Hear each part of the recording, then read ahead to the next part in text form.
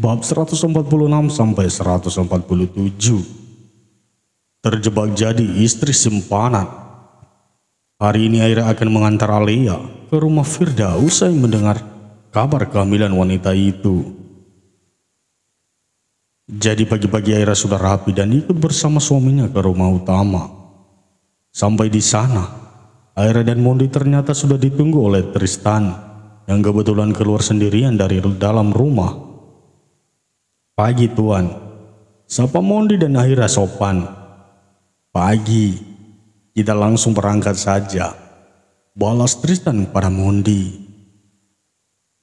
Tristan lalu beralih menatap Aira. Dan kau, masuk saja, Alea sudah menunggu di dalam. Jangan pulang terlalu sore ya, tutur Tristan mengingatkan. Aira mengangguk patuh. Baik Tuan, balas Aira. Aira menyingkir dan membiarkan suaminya membukakan pintu untuk Tristan. Usai Tristan masuk, Mondi menyempatkan diri untuk mencium kening istrinya. Aku berangkat ya, kamu baik-baik sama Nono Alea, tutur Mondi lembut.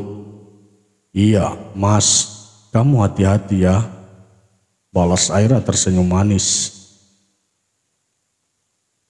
Mondi pun lekas masuk ke dalam mobil dan pergi meninggalkan rumah utama. Aira masih berdiri di tempatnya sampai mobil tidak terlihat karena ditelan jalan. Aira menghela nafas. Ia lekas masuk ke dalam rumah. Namun tanpa sengaja ia menabrak seseorang di ambang pintu. Bahkan sampai membuat sesuatu di tangan orang itu jatuh. Ya ampun, maafkan saya, ucap Aira lekas menunduk dan memungut koran yang jatuh ke lantai. Apa kau tidak bisa melihat? Di mana matanya, ha? Terus tegur Mama Saras dengan kesal. Mas, sudahlah. Lagi pula dia tidak sengaja, tutur Papa Jaya. Aira mengangkat wajahnya, ia tersenyum dengan sopan lalu memberikan koran yang tadi jatuh. Maafkan saya, Tuan. Nyonya, saya tidak sengaja, ucap Aira dengan lembut. Mama Saras dan Papa Jaya sontak terdiam melihat Aira. Mereka belum pernah bertemu secara langsung dengan gadis cantik itu. Kau siapa? Aku tidak pernah melihatmu, tanya Papa Jaya. Aira tersenyum sopan. Saya Aira, saya istri Mondi. Saya juga pernah bekerja di rumah ini sebelumnya, Tuan, jawab Aira memperkenalkan diri. Mama Saras dan Papa Jaya saling pandang. Mereka meneliti penampilan Aira dari ujung rambut sampai ujung kakinya. Aira, tanya Papa Jaya mengulang. Benar, Tuan.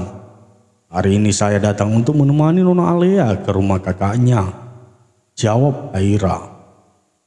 Kau, sebelum kau datang sebagai pelayan di rumah ini, apa kita pernah bertemu? Tanya Mama Saras. Tidak mungkin, Nyonya. Saya hanya gadis desa. Tidak mungkin Nyonya pernah bertemu gadis kampung seperti saya, jawab Aira. Pasalnya kampung Aira adalah salah satu kampung pedalaman, tidak kuno, namun tidak terlalu banyak orang mengenal desanya. Kau bilang tadi istri Mondi, kapan kalian menikah? Tanya Papa Jaya tampak penasaran. Belum lama, Tuan, jawab Aira senyum malu-malu. Mama Saras mengelurkan tangannya. Ia berniat memegang tangan gadis itu, namun terhenti karena tersadar. Mama Saras menghela nafas. Kau mau menemui Alea kan? Sana masuk, dia ada di dalam, ucap Mama Saras tanpa menatap gadis itu. Aira tersenyum canggung dan sedikit bingung. Tanpa berkata-kata apapun, ia langsung masuk ke dalam rumah utama. Setelah kepergian Aira, Papa Jaya dan Mama Saras saling terdiam. Melihat Aira membuat mereka teringat seseorang. Jika putri kita tidak hilang, dia pasti sebesar gadis itu kan, Ma? Ucap Papa Jaya pelan. Mama Saras mengusap punggung suaminya. Maafin Mama ya, Pa. Gara-gara Mama, anak kita hilang. Mama ceroboh, lirih Mama Saras. Papa Jaya memegang tangan istrinya yang berada di pundaknya. Kejadian itu sudah bertahun-tahun lalu dan ia sudah enggan membahasnya. Namun setelah hari ini, usai bertemu dengan Aira, ia seakan kembali melihat putrinya. Hatinya yang sudah pasrah jika putrinya sudah tiada, nyatanya kembali bangkit dan yakin jika anak keduanya masih hidup. Jangan lagi, Ma. Kejadian itu sudah bertahun-tahun lalu. Ayo kita ke taman, ajak Papa Jaya. Mama Saras menganggukkan kepalanya. Ia pun mendorong kursi roda suaminya untuk pergi ke taman. Ma, putri kita hilang. Apa Mama akan membiarkan menantu kita juga hilang? Tanya Papa Jaya. Mama Saras menghentikan langkahnya. Ia lalu duduk di kursi taman, tepat di depan suaminya. Maksud Papa apa? Tanya Mama Saras. Alia, Mama memperlakukan dia dengan sangat kasar, bahkan menghinanya. Jawab Papa Jaya. Alia adalah wanita yang Tristan cintai. Dia istri putra kita, dia menantu, dan putri kita juga. Seharusnya Mama bisa menerima dia dan menyayanginya. Tambah Papa Jaya menasihati. Mama Saras terdiam. Ia masih ingat saat suaminya di rumah sakit. Suaminya dan putranya membela Alia. Dan ia murka sampai menggores pergelangan tangannya sendiri. Mama Saras pun mengingat sikap Alia selama dia di sana. Menantunya itu selalu berusaha membuatnya terkesan. Dan mau apa yang ia lakukan? Mama masih belum terima, Pak. Mama mau menantu kita adalah gadis pilihan Mama. Ucap Mama Saras pelan. Apa bedanya, Ma? Sebelumnya kita sudah menghancurkan kehidupan putra kita dengan menjodohkannya. Mama lihat hasilnya. Linda bukan wanita baik-baik. Sahut Papa Jaya. Mama Saras semakin terdiam. Ia semakin terpojokan oleh suaminya sendiri.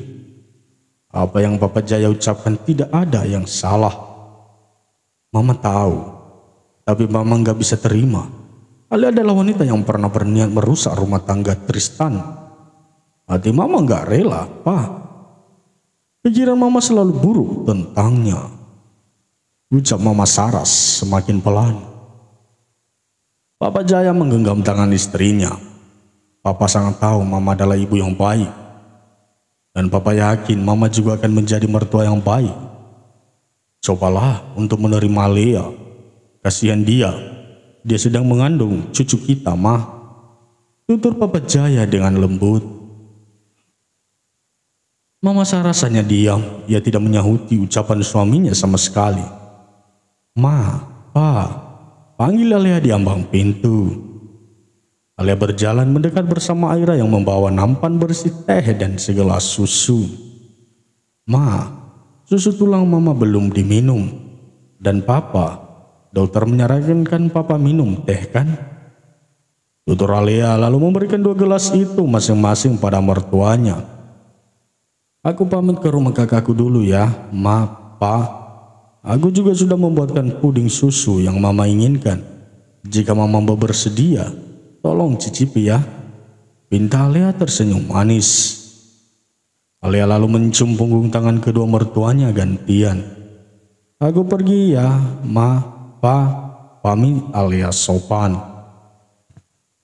Kami permisi Tuan dan Nyonya. Pamit Aira juga tidak kalah sopan.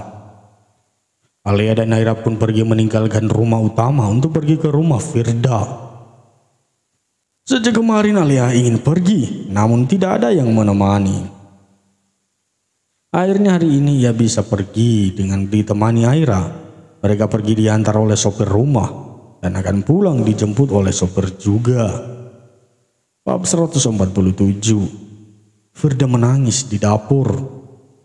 Ia kembali merasakan sakit hati akan ucapan mertuanya hari ini. Ia dan Fade kedatangan kedua orang tua Fade. Papa Yudi kembali mengatakan bahwa dia belum mau menerima Firda sebagai menantu. Ia tidak memikirkan bagaimana perasaan menantunya. Ia hanya memikirkan ucapan apa yang bisa membuat Firda memilih pergi dari Fade. Sambil mengaduk minumannya, Firda sesekali menyeka air matanya. Ia tidak boleh menangis dan membuat suaminya semakin marah pada papanya. Selesai membuat minuman, Firda lekas membawanya ke ruang tamu. Tidak ada pembicaraan, hanya Papa Yudi yang terus melontarkan kata-kata pada Fade. Fade sendiri tampak kurang peduli. Ia memainkan ponselnya, namun saat Firda datang ia mengalihkan pandangannya. "Sini, sayang," pinta Fade menepuk sofa di sebelahnya. Tanpa membantah sama sekali, Firda pun duduk di sebelah sang suami yang melempar senyuman, berusaha terlihat baik-baik saja.